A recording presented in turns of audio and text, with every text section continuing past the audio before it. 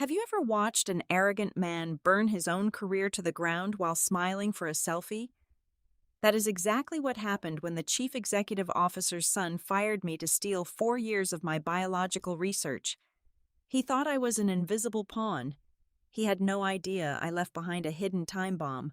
Let me tell you how my single signature reduced his billionaire empire to ashes and handed him a federal indictment. Hello, dear listeners of Boss Revenge Stories. Thank you so much for your continuous support. Unfortunately, YouTube has completely disabled our monetization, leaving us without the budget to keep the channel running, and we will soon be forced to stop publishing new public videos here.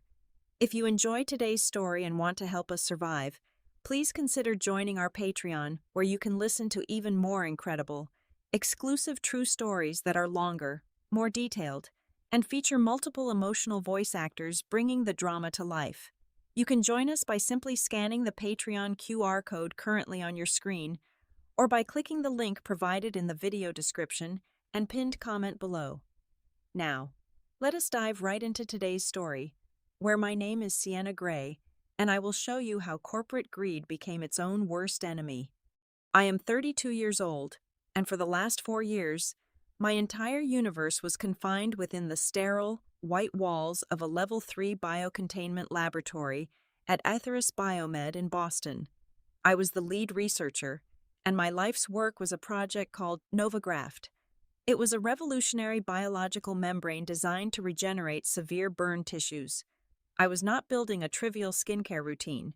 I was building a critical lifeline for brave firefighters caught in structural collapses and military veterans returning home with third-degree burns. We were doing real, tangible science, the kind of exhausting science that takes endless nights, hundreds of failed trials, and a dedication that borders on absolute obsession. My brilliant team and I were on the brink of changing trauma medicine forever. Then came the parachute drop. Enter Julian Vance, 29 years old, armed with a freshly printed business degree from a prestigious university his father likely bought a new library wing for. His father, Richard Vance, just so happened to be the chief executive officer of our company. Julian was installed overnight as our new chief innovation officer. If you have ever worked in corporate America, you know exactly what Julian looks like. He wore designer sneakers perfectly paired with expensive tailored suits, spoke exclusively in meaningless buzzwords like synergy, disruption, and paradigm shift, and spent significantly more time curating his social media aesthetic than reading a single scientific briefing. He was a textbook tech bro, an entirely empty vessel wrapped in unearned confidence, completely and utterly clueless about anything remotely related to biomedicine. The clash of our visions was inevitable, and it happened astonishingly fast. During his very first quarterly review, Julian scrolled through my 4 years of painstaking clinical data on his tablet with a look of supreme boredom. After barely 2 minutes, he tossed the device onto the expensive mahogany table and delivered his arrogant verdict. Sienna, the burn victim angle is noble, really, but it completely lacks commercial scalability. We need a much wider demographic. We are pivoting this technology starting today. I stared at him across the room, trying to comprehend the sheer audacity of his ignorance. Pivoting NovaGraft is a highly specialized medical device for severe trauma. What demographic are you even talking about? Anti-aging, he said with a brilliant, entirely empty smile. We are rebranding the entire project to NovaGlow, an exclusive, high-end biological mask for the ultra-rich. The luxury cosmetic market is where the real capital is. I pushed back immediately, my voice echoing in the quiet conference room. You cannot just slap a luxury label on a highly active cellular regeneration matrix. The formula is designed specifically for deep tissue repair, not for tightening minor wrinkles at a country club. We have absolutely no clinical safety data for cosmetic applications. The high concentration of active enzymes could cause severe adverse reactions on healthy, intact skin. But scientific logic does not matter when you are arguing against a spreadsheet filled with imaginary, sky-high profits. I took my grave concerns directly to the board of directors, laying out the biological risks in vivid detail. practically begging them to preserve the integrity of our medical work. It was a completely futile resistance. The board members looked at the projected profit margins of a luxury cosmetic line, and their eyes immediately glazed over with corporate greed. My stern warnings about safety protocols were casually dismissed as the excessive caution of a socially awkward, narrow-minded scientist. They unequivocally chose the golden goose. Almost immediately after that meeting, I found myself systematically sidelined in my own laboratory. Julian began stripping away my control, piece by piece, day by day. My core team of brilliant molecular biologists, the people who actually built this technology, was ruthlessly reassigned to other dead-end administrative departments. In their place, Julian brought in a loud parade of corporate sycophants, branding experts, and marketing gurus who knew infinitely more about influencer outreach than they did about cellular mitosis. The once sterile and focused environment of my lab was suddenly contaminated by people in expensive perfumes loudly arguing over packaging colors and font choices. While I was forced to watch my life's work being brutally butchered, they were aggressively turning a medical miracle into a shallow vanity project, and they fully expected me to just sit quietly in the corner and let it happen. But they vastly underestimated the quiet scientists they had just pushed into the shadows. The transformation of our laboratory into a circus was swift and sickening. Within weeks, Julian was throwing tens of millions of dollars into the most absurd, flashy marketing campaigns imaginable.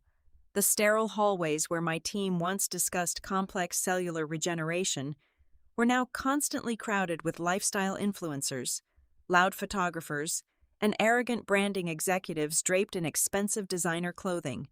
They spent countless hours obsessing over the exact shade of frosted glass for the luxury packaging and debating which celebrity ambassador would best represent the essence of eternal youth.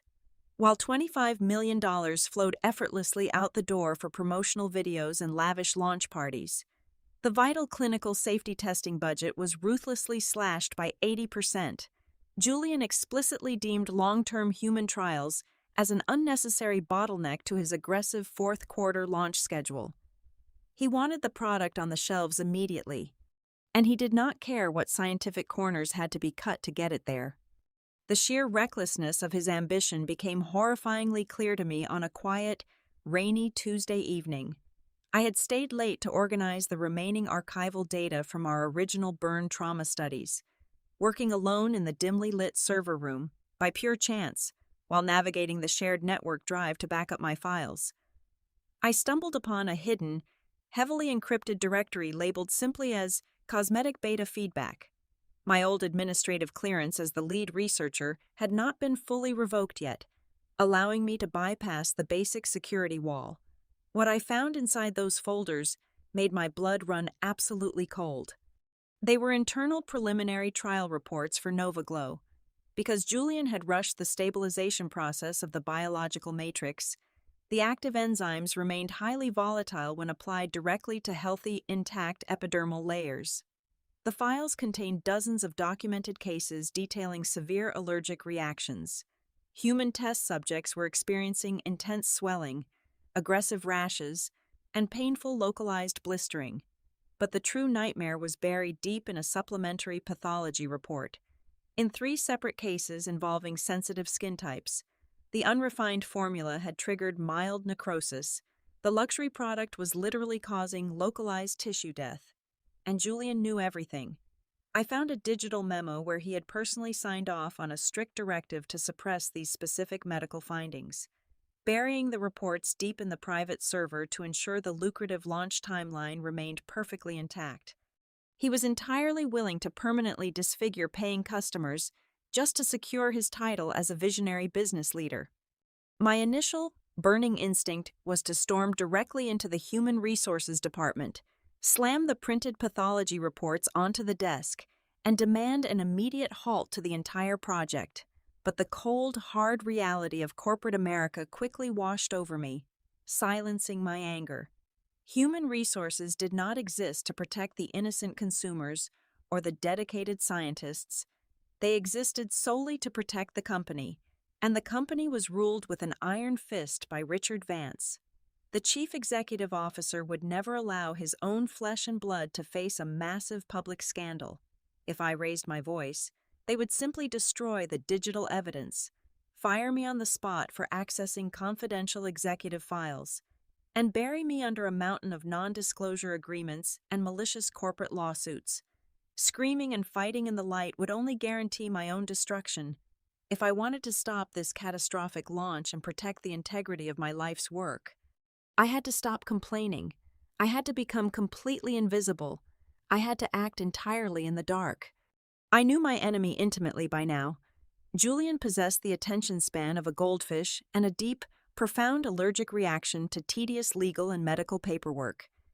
He considered reading regulatory documents to be beneath his massive pay grade, a boring task meant for the low-level administrative drones. I decided to weaponize his own arrogance against him. Over the course of 3 sleepless nights, I painstakingly drafted a highly complex, incredibly dense amendment to our original investigational device exemption protocol. It was a masterpiece of impenetrable bureaucratic jargon. Stretching over 60 pages of dense legal and scientific terminology, I framed the document as a mandatory, routine compliance update required by the Food and Drug Administration to officially transition our original medical research into the new cosmetic classification. It looked exactly like the kind of mind-numbing paperwork Julian despised the most. But buried deep within Section 4, Paragraph 12, I implanted the invisible kill switch. I drafted a highly specific legal clause officially designating myself as the sole primary investigator of the foundational biological matrix. The legal language was bulletproof and absolute. It explicitly stipulated that any attempt to obtain commercial licensing, initiate mass manufacturing, or execute a transfer of the intellectual property patents derived from the original formula would be completely null and void without my direct, uncoerced consent, and to ensure no one could ever simply forge a signature on a piece of paper. I mandated that my authorization could only be validated through a secure, federally registered biometric signature. My fingerprint and my retinal scan were now the only legal keys capable of unlocking the commercial rights to the entire project. The next morning, I slipped the massive stack of documents into the middle of Julian's daily approval pile. I stood casually by his glass office door, holding my breath as he flipped carelessly through the stack. He saw the Food and Drug Administration header, groaned in loud annoyance, and did exactly what I knew he would do. "Just point to where I need to sign. Sienna, I do not have time to read a novel today," he muttered, waving his gold-plated pen. He skipped straight to the final page and scribbled his signature without reading a single word. He enthusiastically authorized his own doom. Within 24 hours, the amended protocol was officially filed, stamped, and legally cemented into the federal regulatory database. The invisible lock had clicked perfectly into place. Meanwhile, completely oblivious to the legal landmine they were now standing directly on top of, Julian and his father were busy popping vintage champagne in the executive boardroom. The massive news had just broken internally. Lumiere Global, the international cosmetic conglomerate, had formally offered to acquire Aetheris Biomed and the exclusive rights to NovaGlow for a staggering $800 million. The entire executive floor was in a state of euphoric celebration. Julian was strutting around the office, boasting loudly to anyone who would listen about his unmatched business acumen, already planning how he would spend his massive executive bonus. They were asleep at the wheel, drunk on their own imaginary success, entirely unaware that the legal foundation of their magnificent empire was now entirely dependent on the one person they were actively trying to destroy. The air in the office grew thick with toxic anticipation as the highly anticipated signing date with Lumiere Global drew closer, and the systematic erasure of my existence from Aetheris Biomed accelerated with ruthless, undeniable efficiency. It started with subtle, almost imperceptible changes. I would open a clinical research summary I had personally authored and edited for months, only to find my name quietly removed from the header and seamlessly replaced with Julian's. Soon, my email address was quietly omitted from the core development threads. I was no longer invited to the daily technical briefings regarding the exact biological product I had birthed from scratch. The ultimate betrayal, however, arrived glossy and printed in high-definition full color. I walked into the staff break room one morning to find a fresh copy of a prestigious national business magazine casually left open on the center table. Staring back at me from the premium glossy page was Julian, posing dynamically with his arms crossed, wearing a custom-tailored Italian suit that cost more than my annual laboratory budget. The headline boldly declared him as the sole lead author and the solitary genius behind the revolutionary cellular technology. Reading his fabricated, arrogant quotes about how he tirelessly engineered the biological matrix late at night in his mind made my stomach turn. But I forced my facial expression to remain entirely neutral. I knew showing any emotional reaction would only give them the satisfaction they craved. The final, fatal blow was delivered with the cowardly precision so typical of modern corporate America. It happened on a dreary Friday afternoon. The exact, calculated time. Cowardly executives always choose to execute their dirty work so they can immediately escape to their luxury weekend retreats without facing any immediate fallout. I had just returned to my desk after a solitary lunch and tapped my keyboard to wake up my workstation. Instead of my familiar data dashboard and complex cellular modeling software, a glaring red screen aggressively locked me out. The words "access denied" flashed violently beneath a harsh security warning symbol. My internal server privileges, my corporate email account, and my laboratory access control portal had all been simultaneously severed. A few agonizing seconds later, my personal cell phone buzzed in my pocket. It was an automated calendar notification for an emergency virtual meeting, scheduled to begin in precisely 2 minutes. The listed attendees were just myself, Julian, and the Director of Human Resources. I calmly accepted the video call from my smartphone, propping it up against my cold, lifeless computer monitor. The screen immediately split into 2 small boxes. The Human Resources Director looked down at a pre-written legal script, entirely avoiding any eye contact with the camera. Looking more like a programmed machine than a person, Julian, on the other hand, leaned dangerously close to his lens, sporting a deeply satisfied, predatory smirk that made my blood run cold. The entire execution lasted exactly 2 minutes. "Sienna, we are officially terminating your employment at Aetheris Biomed, effective immediately," the Human Resources Director stated in a flat, monotone, and entirely robotic voice. "The Executive Board has decided that your specific scientific approach is no longer aligning with our aggressive new commercial vision. Your final paycheck will be mailed to your home address by early next week. Given the specific nature of your abrupt dismissal, there will be absolutely no severance package provided, and your health benefits will expire at midnight tonight." There was not a single word of gratitude for my 4 years of relentless blood, sweat, and tears. Dedication. There was absolutely no acknowledgement of the countless weekends I sacrificed away from my family, or the foundational medical patents that built the very ground they were currently standing on. I did not scream, I did not curse, and I certainly did not cry. I simply stared back at them through the tiny glass camera lens, letting a thick, heavy, and extremely uncomfortable silence stretch out between us. Julian simply could not resist the immense urge to twist the knife one last time. He leaned back in his expensive leather executive chair, lacing his fingers together behind his head in a display of total dominance. "Do not take it too personally. Sienna, you are just a relic of the old guard. You are far too rigid, entirely too obsessed with unnecessary safety protocols, and completely too short-sighted to survive in real, high-stakes business. We need dynamic, aggressive innovators now, not stubborn lab rats holding us back. Corporate security will escort you out of the building in 10 minutes. "Understood," I replied softly, my voice perfectly steady and completely devoid of any fear.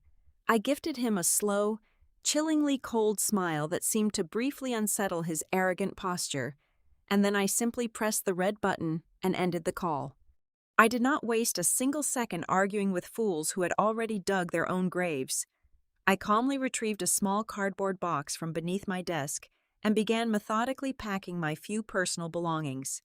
I packed a ceramic coffee mug, a framed photograph of my university graduation, and my favorite high-grade titanium pens. But my most important and devastating task had already been secretly completed earlier that morning, long before they had the chance to cut the network cables. Tucked securely inside the false, zippered bottom of my leather handbag was a heavy-duty, military-grade encrypted physical hard drive. It contained a pristine, uncorrupted copy of all my original biomedical data, every single patent draft, and, most importantly, the highly classified internal medical reports detailing the severe necrotic tissue reactions Julian had desperately tried to bury. When the two large, intimidating security guards arrived at my office door to march me out, I did not cower. I walked out of the laboratory with my head held high. I stepped out into the chilly Boston air, leaving behind my entire life's work, completely unbothered by the intended humiliation of being escorted off the premises like a common criminal. They honestly thought they had just cleanly eliminated a helpless, invisible obstacle. But as I walked to my car, I felt an overwhelming sense of terrifying, icy calm.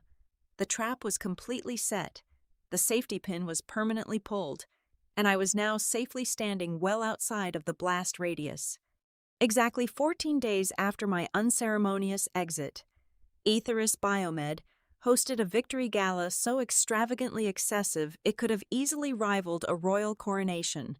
They rented out the entire grand ballroom of a prestigious five-star hotel located right in the bustling heart of downtown Boston. The evening was specifically designed to publicly announce the monumental $800 million merger with Lumiere Global. I was, quite obviously, not on the exclusive guest list, but in the corporate biomedical world. Vicious gossip flows significantly faster than the expensive vintage champagne they were serving that night. I heard every single agonizing, hilarious detail from a few loyal former colleagues who were contractually obligated to attend the massive charade. There were towering, magnificent ice sculptures meticulously carved into the intricate shape of double helix DNA strands. Dozens of waiters gracefully circulating with silver trays loaded with imported caviar, and a massive digital banner projecting the new Nova Glow logo in shimmering, gold-plated letters across the main wall. Standing squarely at the center of this opulent illusion was Julian. When it was finally time for the keynote address, he confidently strode up to the sleek acrylic podium, adjusting his silk tie. He grabbed the microphone and launched into a thoroughly rehearsed, incredibly pretentious monologue about his unique visionary leadership. He boldly claimed to the audience that he had single-handedly revolutionized the intersection of biotechnology and luxury skincare. He eagerly soaked in the thunderous applause from a room completely packed full of wealthy investors and corporate sycophants who were entirely blinded by the promise of massive financial returns. He was a proud king, standing at the absolute peak of his imaginary mountain, completely and utterly unaware that the ground beneath his expensive leather shoes was entirely hollow and ready to collapse. While Julian was busy bathing in the warm, artificial glow of camera flashes and unearned admiration, a very different, deeply serious scene was unfolding just 5 miles away. Inside a cold, heavily air-conditioned conference room on the 40th floor of the Lumiere Global corporate headquarters, their elite legal due diligence team was working late into the night. This group consisted of highly paid, ruthless corporate attorneys who did not care about flashy speeches or ice sculptures. They were meticulously running the final compliance checks through the Federal Intellectual Property Database. This was the absolute final hurdle, the ultimate legal green light required before their Treasury Department would formally authorize the monumental wire transfer of $800 million into the corporate accounts of Aetheris Biomed.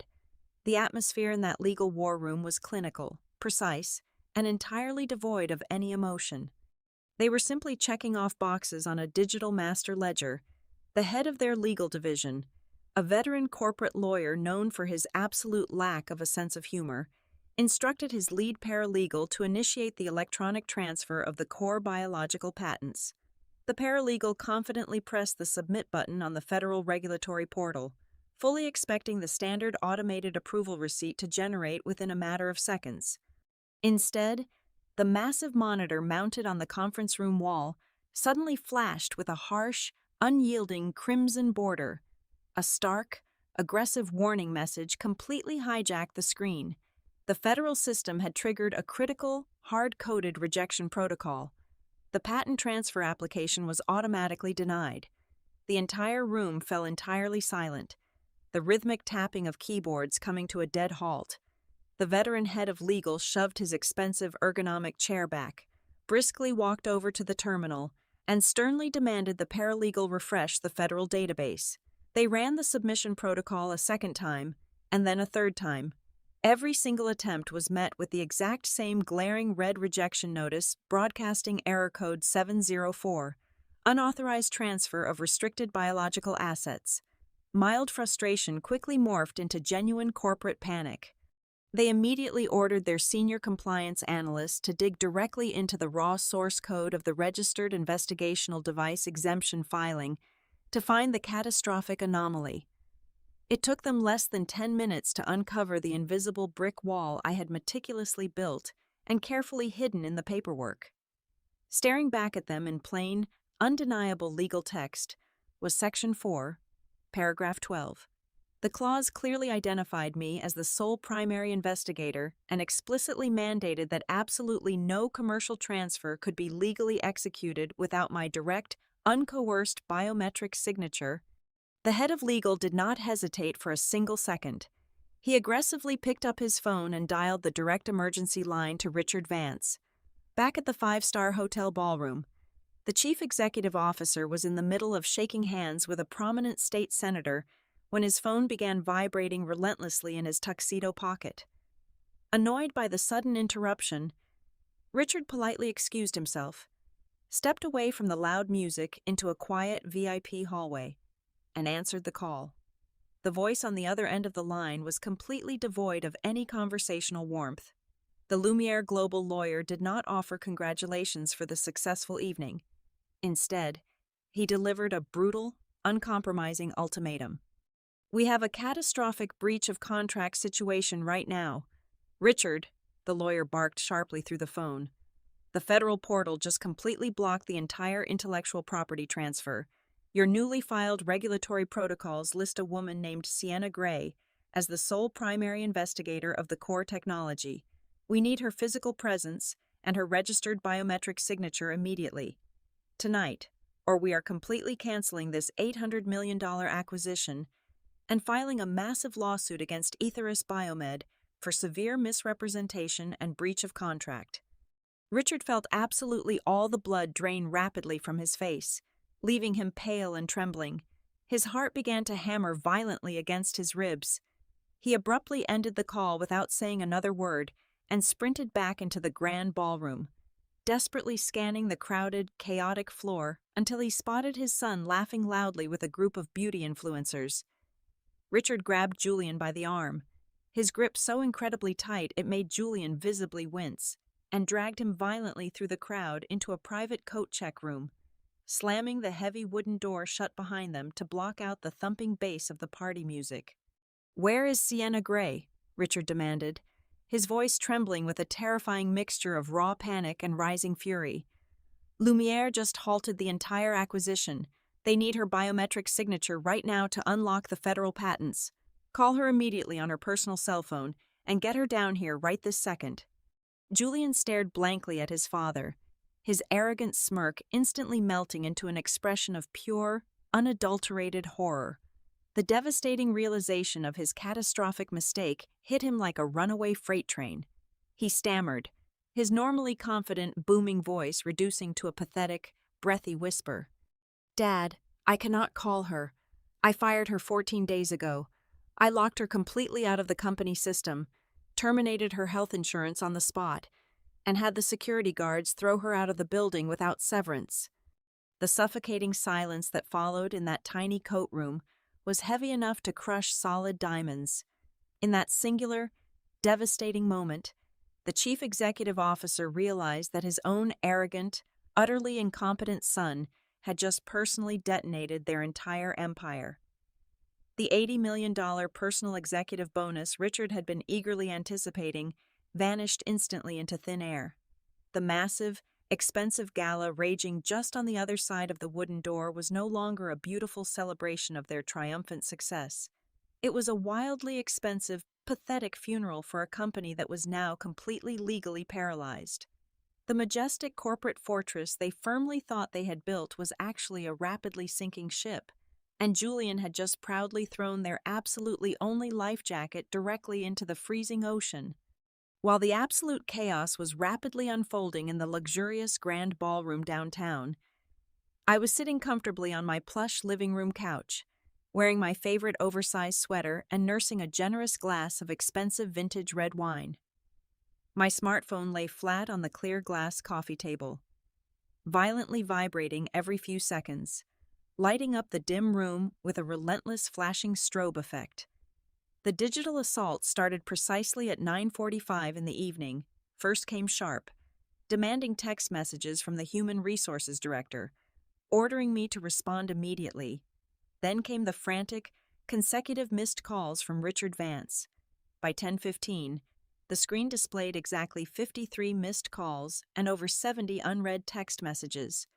The tone of their communications rapidly evolved from arrogant corporate commands to desperate, pathetic begging.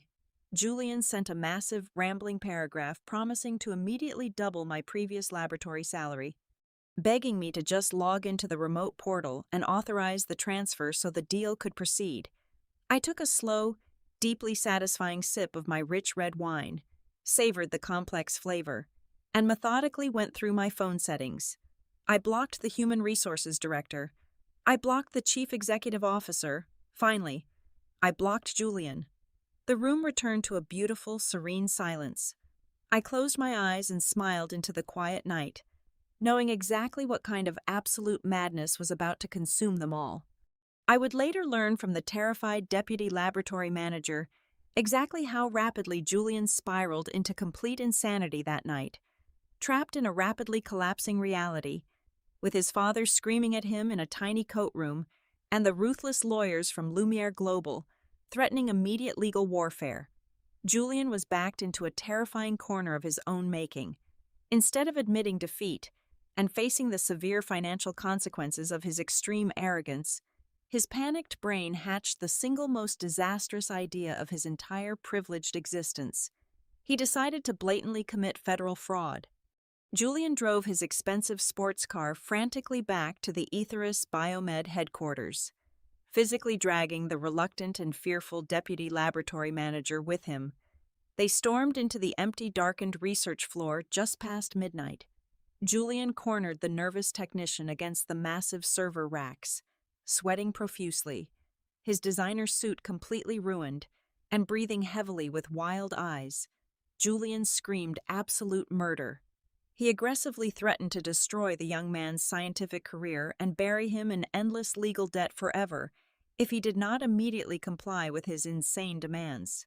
Julian ordered the terrified deputy to illegally bypass the biometric scanner requirement using a restricted administrative software override, instructing him to forcibly inject a forged digital duplicate of my electronic signature into the federal regulatory portal. The young technician pleaded with him, practically crying, warning him repeatedly that forging medical compliance documents on a federal database was a severe criminal offense carrying mandatory prison time. But Julian was completely blind to logic. He was a desperate animal staring at the total loss of $800 million, fully convinced his immense family wealth could permanently shield him from any real consequence. He stood menacingly over the technician's shaking shoulder, physically forcing the young man's trembling hand to execute the fatal, illegal override command. The digital submission loading bar slowly crawled across the screen. 10%, 40%, 70%, 99%, for one fleeting, incredibly delusional second. Julian actually thought he had won. He genuinely believed he had successfully outsmarted the rigid federal system and permanently secured his billionaire status. He let out a loud, breathless laugh of sheer relief. But his victorious relief lasted exactly 3 seconds. What Julian fundamentally failed to understand was that the investigational device exemption protocol I had painstakingly amended was not merely a passive digital lock. I had deliberately categorized the core biological matrix under a highly restricted federal security tier reserved specifically for volatile experimental human tissue treatments. The biometric signature requirement was directly and permanently tethered to the active, live anti-fraud surveillance network operated jointly by the Food and Drug Administration and the federal police. By attempting to force an unauthorized, counterfeit digital override on a restricted medical patent, Julian did not just simply fail a basic password check. He actively tripped a massive, invisible federal alarm system designed to catch corporate criminals. The laboratory computer monitor abruptly flashed violently, completely locking the terrified technician out of the operating system. The screen went pitch black before instantly displaying a stark, terrifying federal law enforcement seal. A localized digital lockdown was instantaneously initiated across the entire building.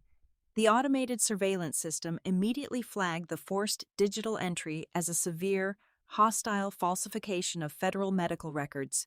The brilliant trap I had so carefully set did not just snap shut on Julian's leg, it completely swallowed his entire corrupt company whole. The automated federal response was devastatingly swift and entirely merciless. Within 30 minutes of the forged submission attempt, the regulatory agency issued an emergency, system-wide freeze on every single operation at Aetheris Biomed. Every corporate bank account was frozen solid, every ongoing clinical trial was instantly halted, and every active patent was instantaneously locked down pending a full criminal investigation. The company was completely paralyzed. The absolute final nail in the coffin was driven in deep before the sun even rose the very next morning. The elite legal team at Lumiere Global automatically received the federal fraud alert regarding the exact technological asset they were about to purchase. They reacted with the terrifying speed of apex predators. They completely severed all communication with Richard and Julian without a single warning. By 7 o'clock in the morning, Lumiere Global released a scathing, highly publicized press statement to every major financial news network across the country. They officially withdrew their massive acquisition offer, publicly denouncing Aetheris Biomed for engaging in highly dangerous, fraudulent regulatory practices. Furthermore, they announced their immediate intent to file a crippling lawsuit against the Vance family for gross misrepresentation and attempted corporate fraud. In the span of exactly one night, Julian went from proudly standing on a brightly lit stage as a celebrated young tech genius to sitting in a cold, locked laboratory as the prime suspect in a massive federal crime.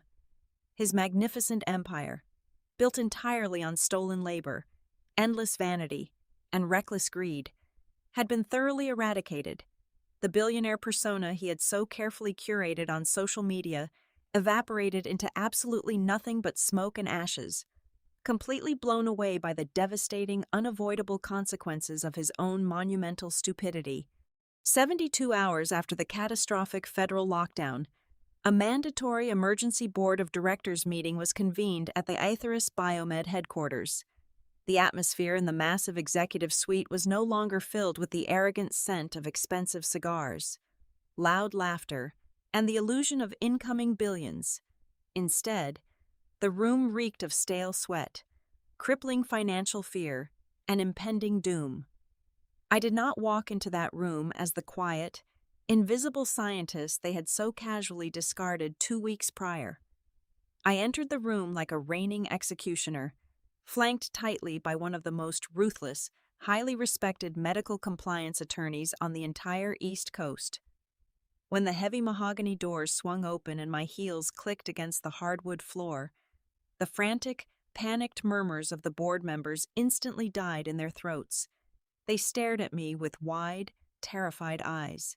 Slowly realizing that the quiet woman they had allowed to be humiliated and escorted out by security was now holding the absolute power of life and death over their entire corporate existence. At the far end of the long conference table sat Julian. The physical transformation was striking and deeply pathetic. The impeccably groomed, fiercely arrogant tech innovator was completely gone. He was slouched deeply in his expensive chair, his face incredibly pale and unshaven, his designer tie entirely undone, and his hands trembling visibly as they rested on the polished wood. Next to him stood Richard Vance, the once imposing, untouchable, and fiercely proud chief executive officer looked completely broken and aged by at least 10 years. As soon as I calmly took my designated seat at the opposite head of the table, Richard immediately abandoned every single ounce of his remaining corporate pride. He practically threw his body forward across the table, his voice cracking with a desperate, humiliating panic that was music to my ears. "Sienna, please, we can fix this right now," Richard pleaded, holding his hands out in a pathetic gesture of total surrender. "I know terrible mistakes were made regarding your employment, unforgivable mistakes, but if you just sign an official digital retraction stating the biometric lock was a simple system error, we can have the federal agents withdraw their active investigation. We will compensate you incredibly well for the misunderstanding. We are prepared to offer you an immediate cash transfer of $10 million, a fully funded private laboratory of your own, and a public apology. Just sign the retraction, Sienna, and all of this terrible mess simply goes away." I sat perfectly still, letting his pathetic, begging words hang in the heavy, silent air of the boardroom. I did not look at Richard. My eyes were locked completely and intensely on Julian, watching him shrink under my gaze. I slowly reached into my sleek leather briefcase and pulled out a massive, heavy stack of printed documents. I dropped the thick, heavy folder directly onto the center of the mahogany table. The loud thud echoed through the silent room like a cannon blast. "I am not here to negotiate a generous severance package, Richard," I stated, my voice as cold, precise, and sharp as a surgical scalpel. "And I am certainly not here to lie to federal investigators to save your corrupt, sinking empire." I confidently slid the massive folder down the smooth table toward the senior board members. "Those are the original, unaltered pathology reports from the cosmetic beta trials, the exact ones your visionary son deliberately buried deep on a private encrypted server. They clearly and undeniably document severe allergic reactions and localized tissue necrosis in human subjects." Julian fully knew the biological matrix was highly unstable for superficial cosmetic use, and he actively chose to suppress vital medical evidence solely to protect his lucrative launch timeline. He was entirely willing to sacrifice the health, safety, and physical appearance of innocent consumers just to line his own pockets with a massive executive bonus. Loud gasps erupted around the table as the various board members frantically flipped through the horrific medical photographs showing blackened, dying skin on human test subjects, alongside the damning internal memos bearing Julian's digital signature. These executives were undeniably greedy, yes, but they were absolutely not eager to go to federal prison for knowingly distributing a toxic biohazard. The sudden realization of Julian's absolute sociopathic negligence washed over them, rapidly turning their initial financial panic into furious, self-righteous outrage. I leaned forward, completely commanding the gravity of the entire room.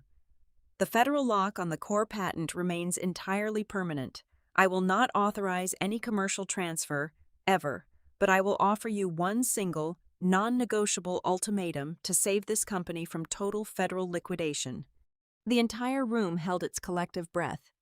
"Julian Vance will be terminated effectively immediately," I declared, my voice echoing with absolute, unwavering authority. "He will be stripped of every single share of stock he holds in this company. Furthermore, he will walk out of this building today and surrender himself directly to the federal police for the severe crime of forging federal medical documents and attempting massive corporate fraud. And Richard, you will resign as chief executive officer before the sun sets today. If both of you do not agree to these exact terms within the next 5 minutes, I will walk out of this room, hand every single piece of this evidence to the national press, and personally assist the federal prosecutors in burying this entire board under a massive mountain of criminal negligence charges." The silence that followed was absolute and suffocating. Julian finally looked up, his eyes welling with terrified, cowardly tears. He looked pleadingly at his father. silently begging for a miraculous rescue that simply did not exist anymore. Richard opened his mouth to argue, to desperately try and leverage his remaining historical authority, but the board of directors completely turned on him like a vicious pack of starving wolves. In a state of absolute, self-preserving panic, the lead investor stood up and forcefully demanded an immediate administrative vote. It did not even take 60 seconds. The board unanimously voted to permanently strip Julian of all his equity and instantly terminate him for severe criminal misconduct. They then aggressively demanded Richard's immediate and unconditional resignation. The mighty Vance dynasty was ruthlessly slaughtered in a matter of minutes by the very same greedy corporate machine they thought they completely controlled. Fast forward exactly 9 months later, the heavy glass doors of the Aetheris Biomed laboratory slid open, and I walked in, no longer as an expendable, invisible researcher, but as the newly appointed and universally respected Chief Scientific Officer, the Board of Directors, utterly desperate to rebuild their shattered public reputation and stabilize the rapidly sinking company, had absolutely no choice but to accept my final demand. I now firmly hold 40% of the total company shares, making me the single largest individual shareholder and the absolute undisputed authority over all research and development operations.